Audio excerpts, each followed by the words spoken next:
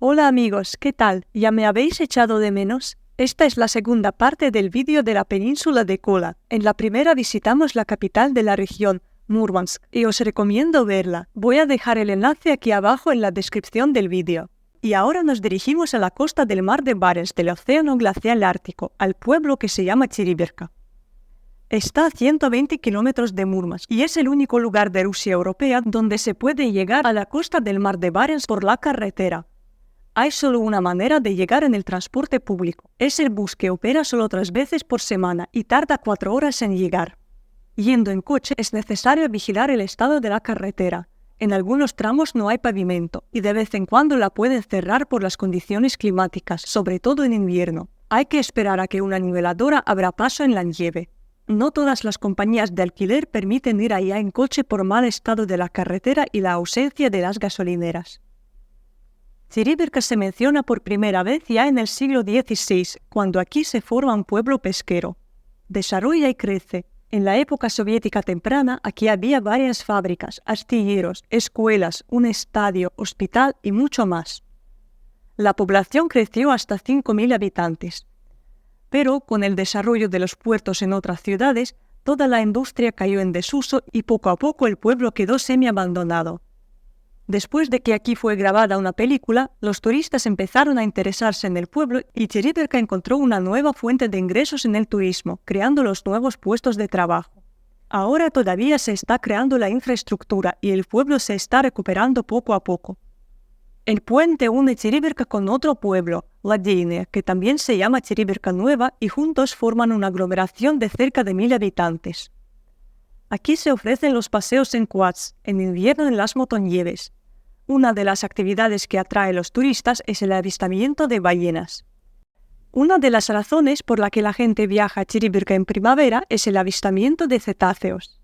Las ballenas se acercan a la costa siguiendo los cardúmenes de los peces y plancton. Las especies más frecuentes que se puede ver aquí son la ballena minke, la ballena jorobada, ballena boreal y el rorcual común. De vez en cuando también se ven otras especies. Se ofrecen varios tours en barquitos de diferente duración. Con la más larga aumenta la posibilidad de ver a las ballenas no solo por el tiempo, sino también porque el barco sale más lejos al mar. Yo ya tuve suerte de ver a las ballenas en mi viaje por Islandia, por eso compré el tour más corto, de 2 horas. E hice bien, aunque hacía sol por la mañana, de repente llegó una nube muy baja y lo cubrió todo. No era niebla, sino una nube. Jamás he visto las nubes tan bajas. Del barquito pudimos ver una colonia de aves, pero luego la visibilidad se hizo casi nula, unos metros y nada más. No se veía ni la costa ni el faro. De la primera parte del vídeo ya sabéis que en mi viaje tuve mucha suerte con el clima. Hacía mucho calor y yo siempre andaba en camiseta, pero en el barquito me puse toda la ropa que llevaba para ir al Ártico, que eran 2 jerseys de cuello alto, el abrigo, la bufanda, el gorro e incluso los guantes. Dentro de la nube, como en alta montaña, se sentía mucho más fresco, lo que se sumaba a la estancia en el mar de Barents y ya se convertía en el frío. Así que yendo allá es siempre mejor llevar la ropa de invierno, nunca será de sobre. Los cambios climáticos son impredecibles. Contratando un tour en barco hay que tener en cuenta que a veces hay que embarcar de un muelle incómodo. La infraestructura turística todavía no está desarrollada. En el viaje de 2 horas solo pude ver una foca porque se acercó al barco y nadaba a un par de metros de nosotros. Apenas se divisaban otros barcos que parecían fantasmas.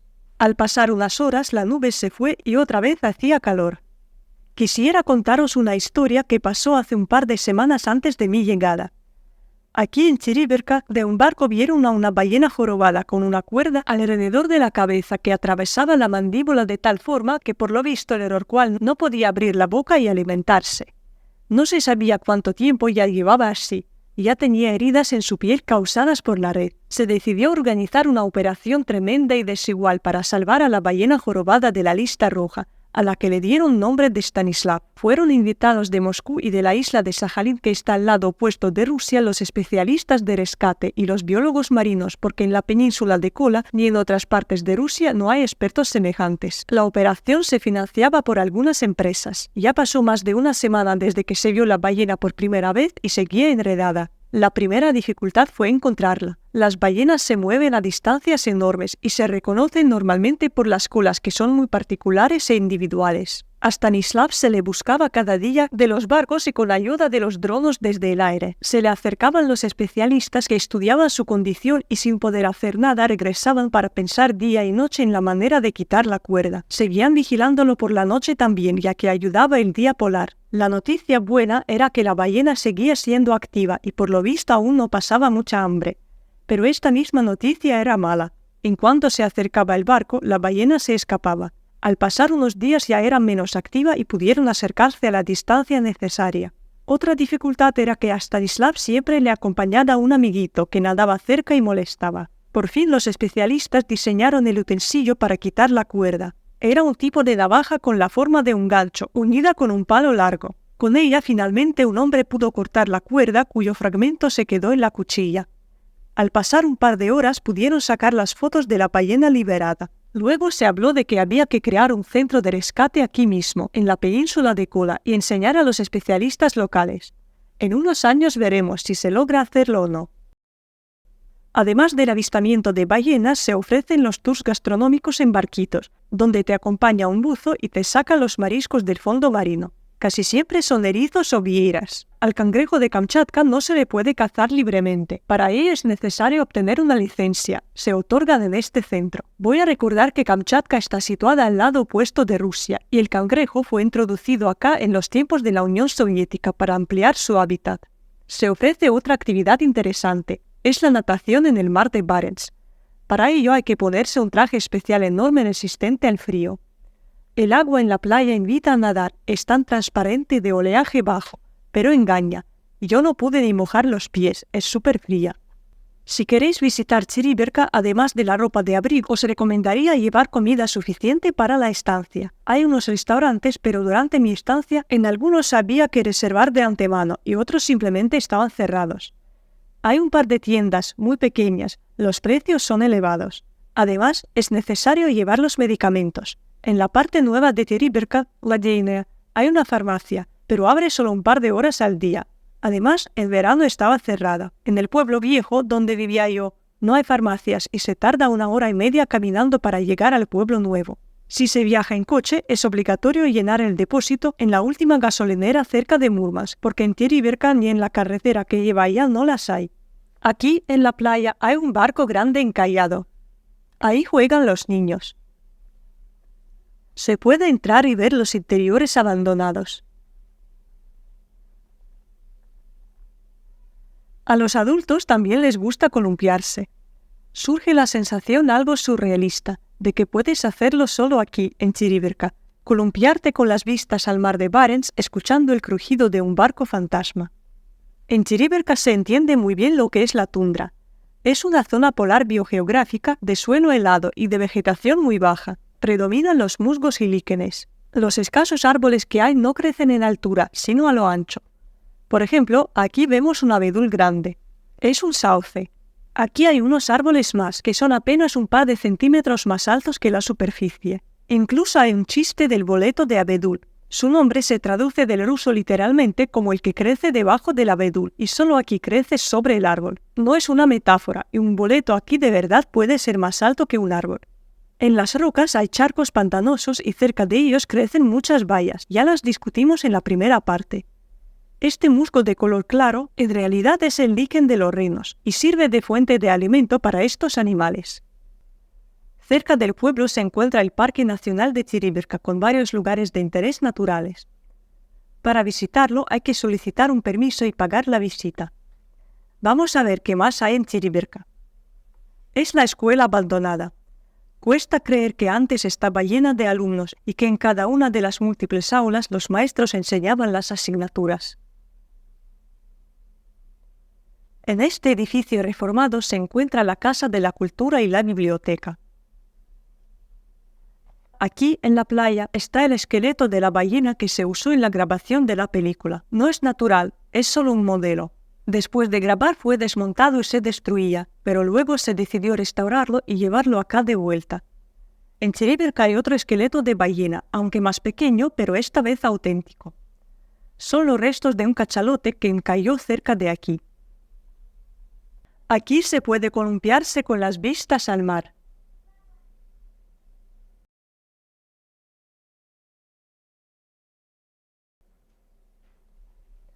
Además, se encuentran otros objetos interesantes.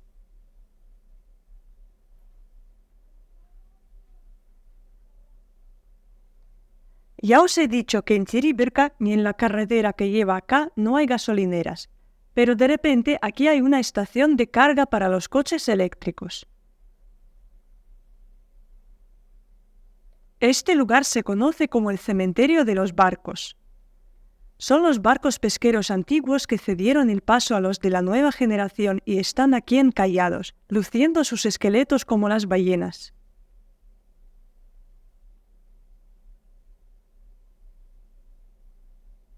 Hay unos edificios decorados con las pinturas murales.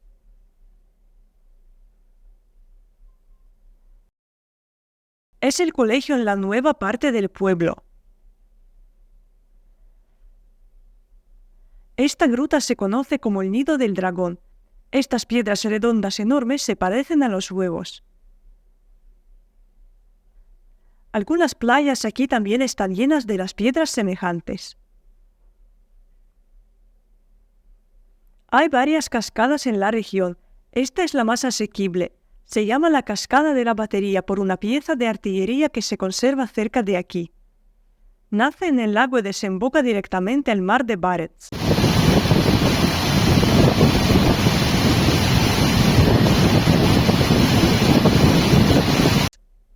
Chiribirka y los alrededores es uno de estos lugares donde el hombre está de visita en la naturaleza y no viceversa.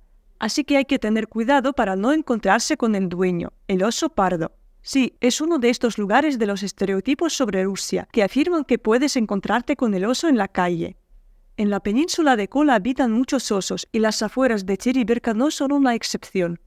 Se recomienda andar en grupo y hacer ruido para avisar al oso de antemano de su presencia. Mientras iba en bus, vi a uno.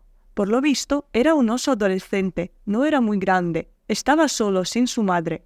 Primero iba a galope. En este momento yo entendí por qué se decía que era imposible huir de un oso. Luego se paró y se puso de pie para ver mejor el autobús.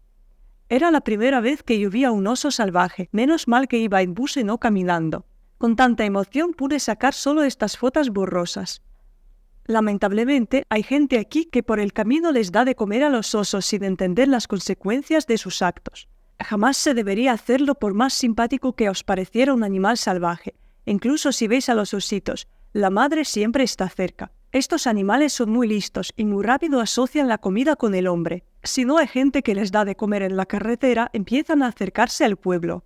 Si una persona le da de comer, debe estar consciente de que puede convertirse en un asesino doble. Por un lado, de algún hombre que vaya por aquí a pie y no esté protegido por el coche. Y por otro lado, del mismo oso, porque si entra en el pueblo lo deben fusilar, ya que es demasiado peligroso para la gente. Como yo encontré el oso en la carretera, quisiera dedicar más palabras a mi ruta en bus. Este verano están construyendo la carretera, o sea, ponen el pavimento. Por eso desde las 8 de la noche hasta las 8 de la mañana se cierra para todo el tráfico, menos las ambulancias, bomberos y mi autobús, que sale a las 6 de la noche de Murmansk 3 veces por semana. El bus no aparecía y finalmente salimos 40 minutos más tarde de lo esperado. Por el camino nuestro bus hacía escala en uno de los pueblos cerrados. Al entrar en el pueblo, uno de los guardias subió al bus y nos acompañó por la ruta hasta que saliéramos de ahí y bajó en su puesto.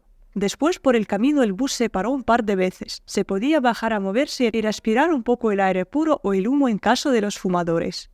Poco a poco el asfalto desapareció y el bus se sacudía mucho dándonos un buen masaje.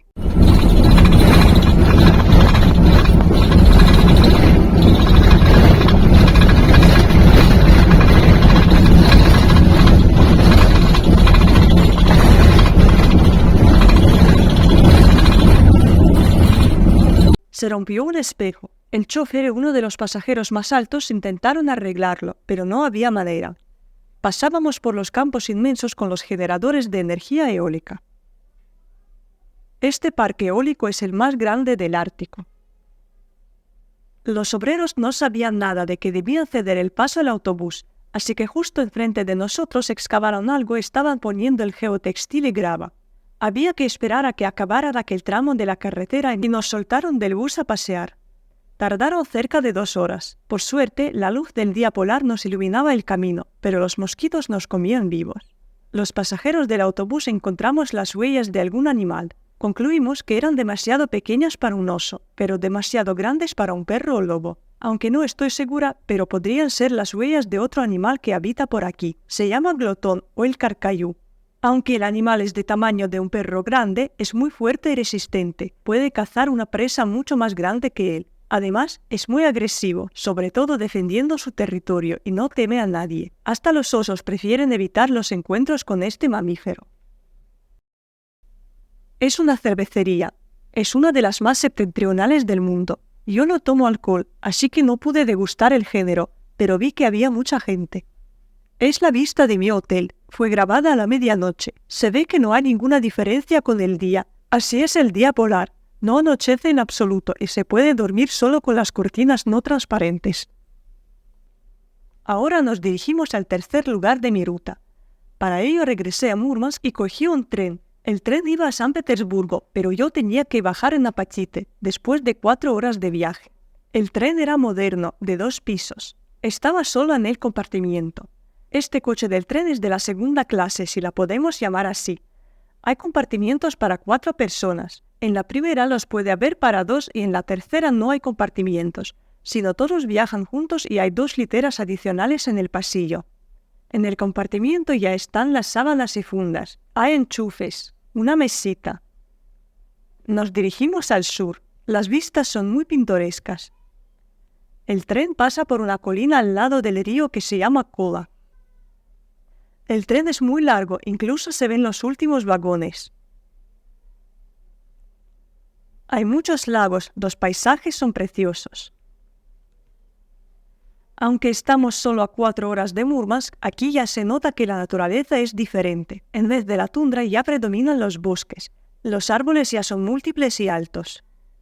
Y llegamos a la ciudad que se llama Apatite, donde nos toca cambiar de transporte e ir 1 hora más en bus a otra ciudad en las montañas que se llama Kirovsk. Si podemos decir de Murmansk que es una ciudad de los marineros, de Kirovsk diríamos que es una ciudad de los mineros.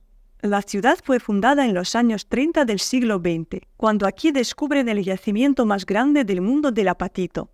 El apatito es un mineral fuente de fosfato y fósforo que se usa en la fabricación de los abonos y en algunas ramas de la industria, como la fabricación de vidrio y unas más. La empresa Fosagra no solo extrae los minerales, sino opera todo el ciclo de su procesamiento hasta el producto final, varios tipos de abono, que luego se aplican en Rusia y se venden por todo el mundo. Este monumento está dedicado a la fundadora de la ciudad y en el caso de Kirovsk es una piedra de apatito. Ya sabéis por qué se llama Apatite la ciudad cercana, fundada con la misma razón. Es la escultura de un minero simpático también instalado en un bloque de piedra. Aquí cerca está una carretilla antigua cargada y un mortero que se usaba para provocar las avalanchas. En los años 30 aquí fallecieron varias personas, así que se decidió crear algún sistema de la defensa anti-alud. De ahí surge el primer servicio anti-avalancha que existe hasta hoy día y trata de hacer todo lo posible para que las montañas sean menos peligrosas. Los montes de aquí se llaman Jibine. En Kirovsk hay 3 estaciones de esquí. La temporada alta de esquiar dura hasta julio, es el mes cuando se derrite la nieve. En verano funciona solo uno con el teleférico. Las telesillas descansan hasta la temporada siguiente. Podemos ver que ahora, a finales de julio, quedan algunos restos de la nieve en las cimas. El teleférico está casi vacío a diferencia del invierno, cuando se forman colas de los esquiadores. Subimos a la estación alta. De aquí se ve el panorama precioso de Kirovsk y los alrededores.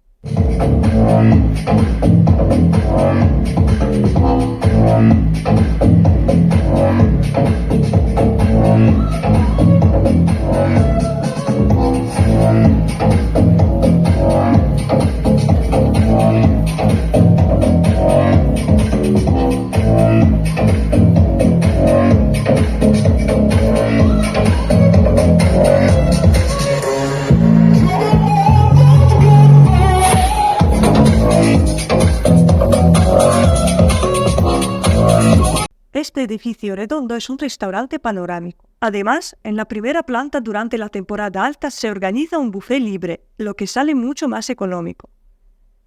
De aquí se puede hacer senderismo para subir a la cima. Es una ruta muy fácil y de sendero ancho. Caminando arriba de repente nos encontramos con un camión antiguo de la marca ZIL. Acá lo instaló un bloguero y ahora el camión se convirtió en un objeto de arte.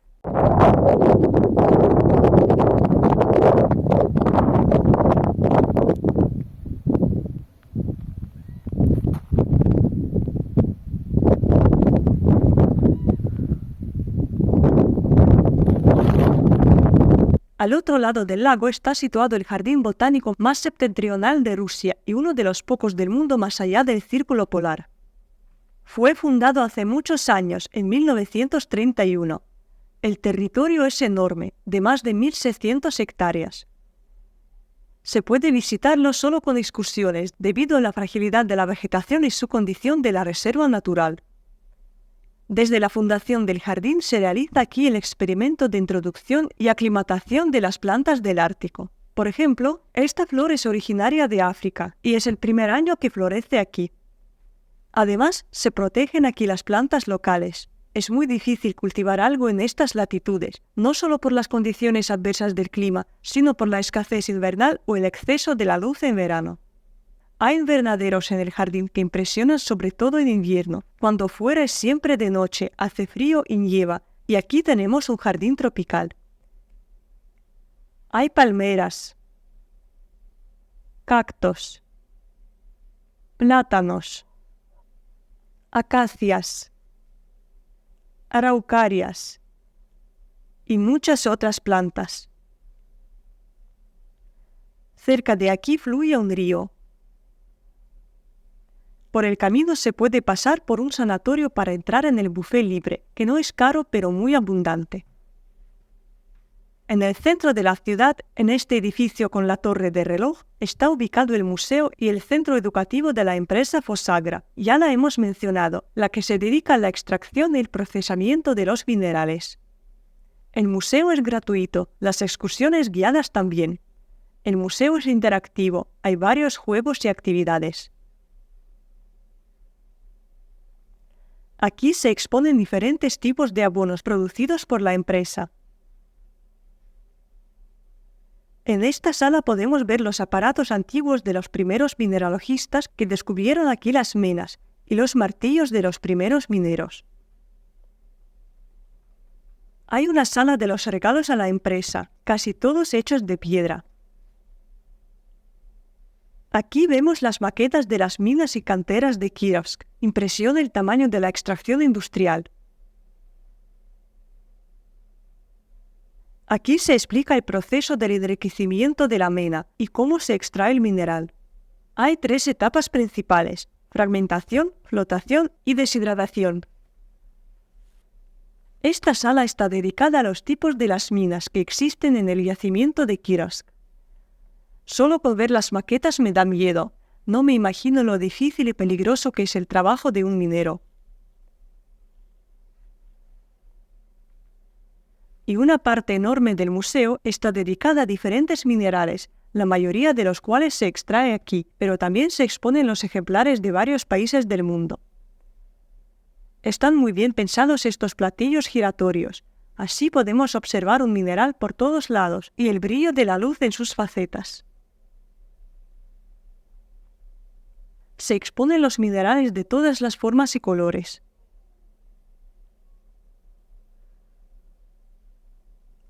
Además, hay fósiles, por ejemplo, las vértebras petrificadas de una foca o de una ballena. Además de las piedras, hay estanterías dedicadas a la naturaleza de las montañas Gibine. Crecen muchos musgos y líquenes. En esta roca improvisada se exponen los minerales fluorescentes en ultravioleta. Para ello aquí están instaladas las lámparas especiales. La naturaleza no deja de sorprender. En el último piso del edificio se celebran las exposiciones temporales. Esta vez son cuadros de una pintora que vive en Múrmansk. Y otra exposición es de los samovar, un utensilio ruso antiguo para hervir el agua y preparar el té. Ahora nos dirigimos a un lugar muy interesante que se llama el Bosque Misterioso. Está a unos kilómetros de Kirovsk. Es un parque temático de arte. Hay muchas esculturas hechas por los artistas de toda Rusia. La atmósfera misteriosa se crea también gracias al acompañamiento acústico.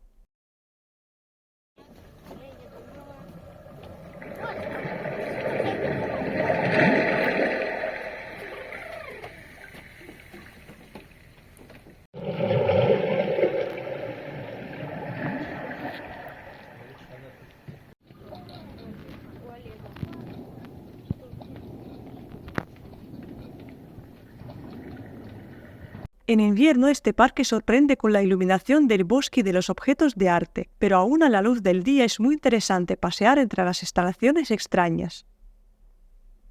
Algunas de ellas se mueven o producen sonidos. Hay algunas esculturas que representan las obras famosas, como las cabezas colosales olmecas o los moais de la isla de Pascua. Hay muchos dinosaurios. O algunas instalaciones curiosas, como estas minas, cuyo uso no está claro, pero que despiertan la imaginación. Aquí hay una sala de conciertos al aire libre y vamos a asistir a uno. Hace muy buen tiempo, pero molestan mucho los mosquitos. Hay que llevar un spray insecticida. Es el concierto de un instrumento electrónico muy interesante. Se llama Terminvox o Theremin. Fue inventado hace más de un siglo por León Termin, un físico soviético de Petrogrado, San Petersburgo actual. Durante sus experimentos con las interferencias de las ondas, inventó el instrumento que consiste en una caja con dos antenas. La vertical controla el tono y la horizontal el volumen. Es uno de los escasos instrumentos que se tocan sin el contacto físico, solo con los movimientos de las manos en el aire. Hoy nos interpreta la música el bisnieto del inventor, Piotr Chermian, el músico, compositor y fundador de la escuela de Theremin. Vamos a ver cómo suena el instrumento acompañado por el piano.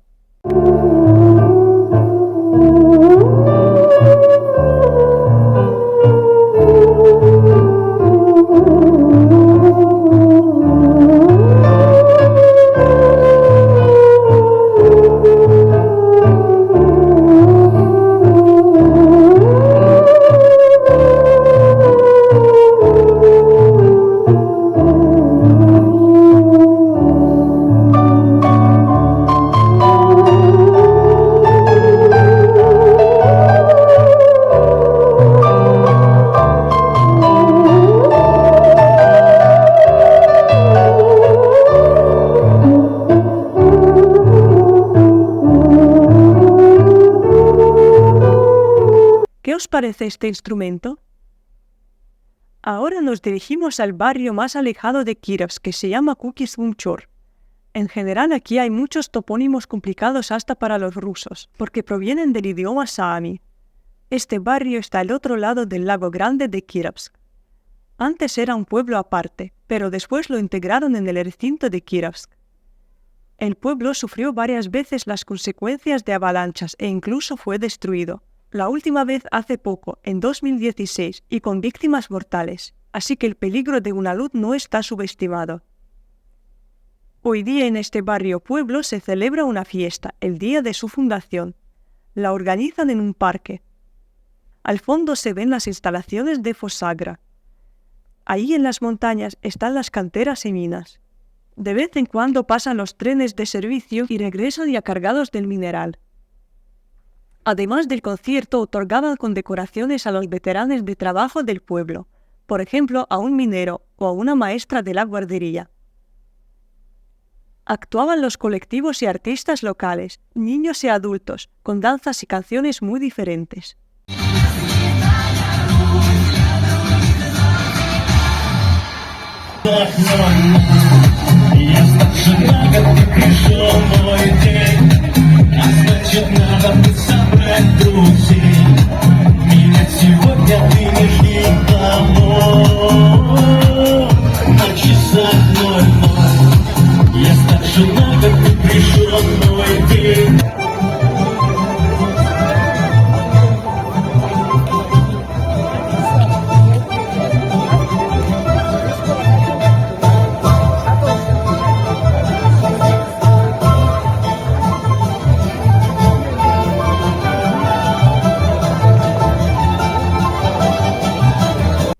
Ya me toca regresar a Kirovsk. Por el camino hay una atracción más. Es una estación de tren abandonada.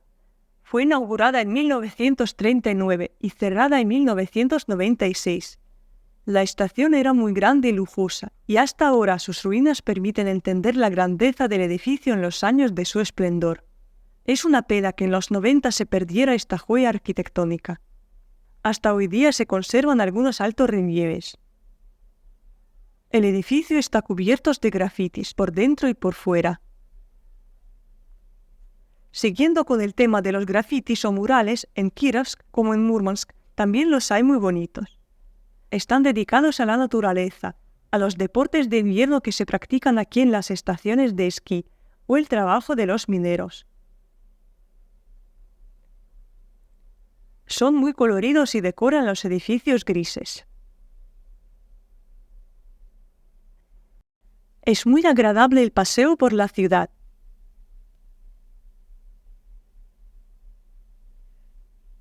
Las calles son limpias y anchas.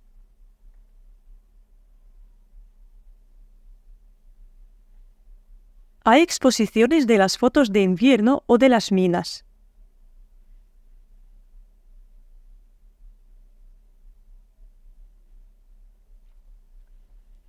Muchos edificios se están restaurando.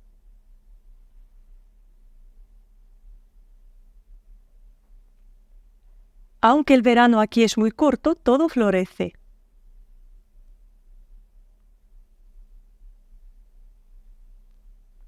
La ciudad está llena de epilobio.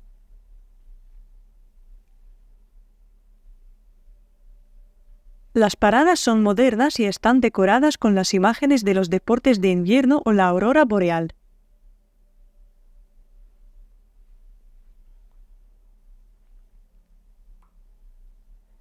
A diferencia del Lago Grande, donde es casi imposible acercarse al agua por las vías férreas o las zonas industriales, el lago pequeño está muy bien cuidado.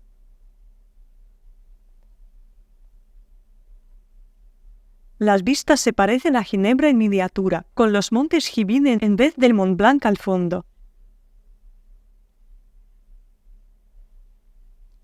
Hay muchos peces.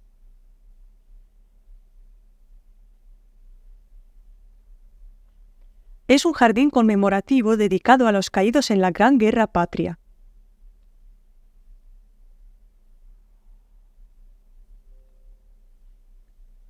En estas fotos se reconoce la figura de Alyosha de Múrmansk.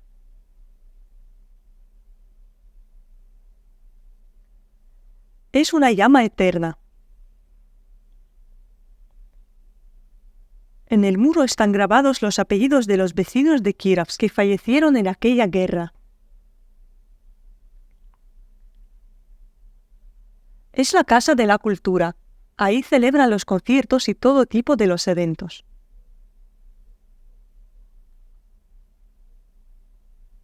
Para mí, como para una moscovita, se me hace muy raro ver las calles o paseos tan anchos, pero con poca gente.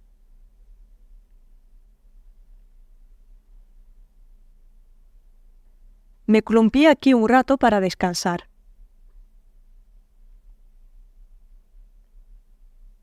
Hay muchos detalles interesantes por la ciudad.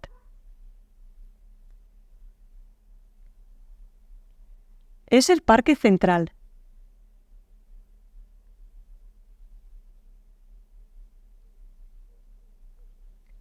Hay un estadio y una sucursal de la Universidad Ártica de Múrmansk. Estas palomas tienen su césped personal en el porche. Muchos edificios son de colores, pero también hay muchos grises. Tras visitar 3 ciudades y pueblos de la península de Kola, que están situados a sus varios extremos, puedo afirmar que son muy diferentes en todo: los paisajes, la naturaleza, la arquitectura y las actividades. No cabe duda que viajando acá hay que visitarlas todas, porque si no, la impresión no sería completa. Me sorprende que la región de Múrmansk no sea muy popular entre los turistas. No es famosa y se hace aún más raro dado su cercanía relativa a Moscú y San Petersburgo. Aquí puedes ver mar y montaña, impresionarte por lo más moderno y pasear por los pueblos abandonados. ver a las ballenas y la aurora boreal y practicar las actividades más diferentes, o sea, mi recomendación total. Ahora vamos a ir de compras para ver algunos souvenirs. Como ya sabemos de la primera parte, la mora de los pantanos es uno de los símbolos de la península de Kola. Se vende confitura de esta baya, salsas, o se añaden diferentes productos como el té o chocolate. Esta baya no solo se come, sino también es una fuente de inspiración para crear la bisutería. Otras bayas locales también están presentes. Estas son las tazas que cambian de color. Son negras, pero si le echas una bebida caliente, aparece la imagen de algún animal con la aurora boreal al fondo. Se venden los artículos de cuero, también con las imágenes de los animales más famosos de aquí, que son ballenas, osos, renos o perros de trineo. Se venden las figuritas de cerámica que representan a las ballenas. Hay muchas piezas hechas de los minerales. Estas figuritas grises se hacen de astillas de mármol. Hay monedas y cucharas de recuerdo. Son termos. Son relojes y cuadros hechos de los minerales que se extraen en la península de Kola. Además se venden imanes con las pequeñas muestras de cada uno y sus nombres para que no se les olvide a los turistas. Estas cajitas son dulces de líquenes de reno mojados en almíbar de varias bayas locales. Estos líquenes ya los hemos visto en Tiribirka. Cuestan bastante caro, pero hay que tener en cuenta que los líquenes crecen muy lento y es el producto más turístico que cotidiano. Son dulces porque el líquen absorbe el sabor de las bayas y el azúcar. Se venden diferentes minerales. Los más populares entre los turistas son los que se extraen aquí, en la península de Kola. Son cojines que representan los montes Jibine. Hay figuritas del pueblo autóctono. Es el documento que certifica el cruce del círculo polar. Hay muchas tarjetas postales. A mí me gustaron más estas que compré en una librería. Representan Tiribirka, son acuarelas de una pintora. Es el arándano rojo en chocolate. Es una infusión de epilobio. Es una planta de flores rosadas que crece aquí y por toda Rusia. Esta bebida es muy frecuente. Para hacerla diferente, aquí le añaden las bayas y ponen en los paquetes bonitos con la aurora boreal. Se ofrece charcutería de carne de reno.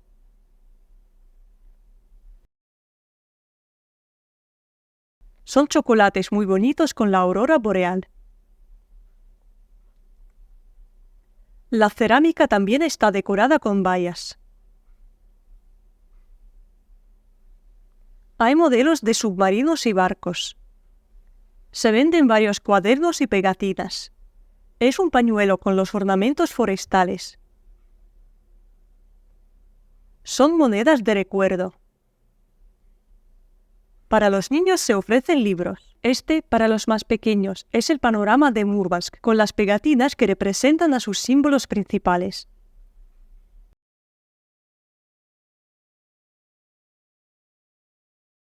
Al otro lado está el panorama para colorear.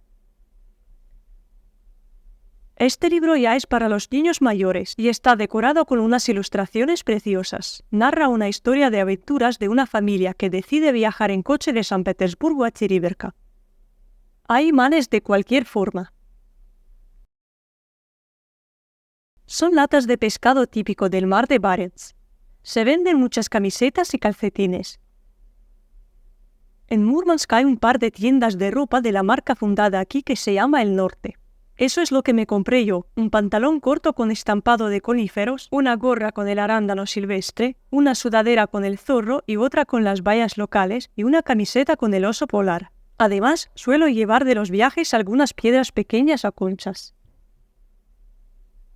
¿Qué es lo que os gustaría comprar? Ya me toca regresar a Moscú. Es muy cómodo porque mi avión sale directamente de Kirovsk. Hay un aeropuerto pequeño que opera los vuelos a la capital y a San Petersburgo. Antes de que nos despidamos, pido que te suscribas al canal para no perder los viajes siguientes. Además, te invito a mi Telegram. Aparece aquí en la pantalla. Por si acaso voy a dejar el enlace para ver la primera parte aquí abajo en la descripción. Escribe por favor en los comentarios si te gustaría visitar la península de Kola o no. Muchísimas gracias. Nos vemos muy pronto en otro rincón de Rusia.